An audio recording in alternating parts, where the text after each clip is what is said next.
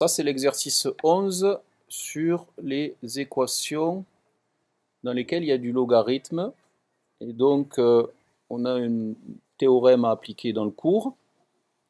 Ici, on a 4 logarithmes qui sont écrits. Logarithme de x plus 1, logarithme de 3, logarithme de 2x moins 3, logarithme de 7. Logarithme de 3, ça existe parce que 3 est positif. Logarithme de 7, ça existe parce que 7 est positif. Mais logarithme de x plus 1, par exemple, des fois, ça n'existe pas. Par exemple, si x égale moins 5, eh bien, x plus 1, ça fait moins 4.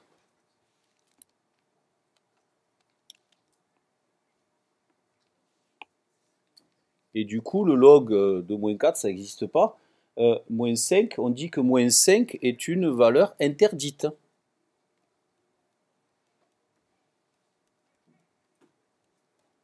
D'accord? Donc en fait, il faut que je détermine les valeurs interdites ou il faut que je détermine les valeurs valides, celles qui ont des images, par la fonction logarithme si on parle de fonction. Donc en fait, ici, il faut que j'ai x plus 1 qui soit positif. Positif strictement.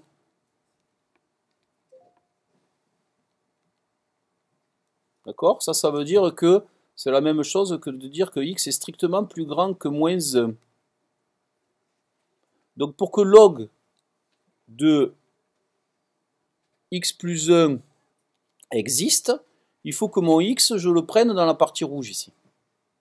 Dans l'intervalle rouge, qui démarre à moins 1 exclu et qui va jusqu'à plus l'infini. Je me pose la même question pour le log de 2x moins 3. Log de 2x moins 3, ça existe si 2x moins 3, c'est strictement positif. Et donc, c'est lorsque x est strictement plus grand que 3,5, 1,5. Et donc, je vais pouvoir prendre le log de 2x moins 3 lorsque x est dans la partie verte. Ce que j'ai ici, j'ai représenté l'intervalle 3,5 plus l'infini. D'où l'intérêt d'avoir fait un chapitre sur les intervalles. Donc l'ensemble de validité, c'est quoi? Eh bien, pour que ce soit valide, j'ai besoin d'être dans le rouge et aussi dans le vert en même temps. Comme ça, ici ça sera valide, ici aussi. D'accord? L'ensemble de validité, je l'appelle E. Eh bien, en fait, dans le rouge et dans le vert, c'est dans le vert. Donc l'ensemble de validité, c'est 3,5 plus l'infini. Donc ça, c'est quand même important parce que les solutions qu'on va trouver dans la résolution, il faut qu'elles soient là-dedans. Dans cet exercice-là, il n'y a pas de problème particulier parce que la solution qu'on va trouver, elle est là-dedans. On va résoudre l'équation. On l'a déjà fait, alors du coup, vous connaissez la méthode. Eh bien, ici, on a une différence de 2 log. Eh bien, c'est le log du quotient. Ici, j'ai un produit, une somme de 2 log. Et donc, du coup, c'est le produit. D'accord? Voilà. Donc, en fait, ici, si on est sur l'ensemble E, bien entendu, log de A égale log de B, ça équivaut, et ça c'est le cours, à x plus 1 sur 3 égale 14x moins 21. Vous vous rappelez, ça on l'a déjà fait, donc c'est quand même assez classique.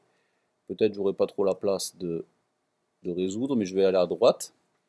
Voilà. Ici j'ai le droit de multiplier par 3 de chaque côté. Il n'y a pas de problème. 3 fois 14, 42, x, 3 fois 21, 63. D'accord, je résous ça.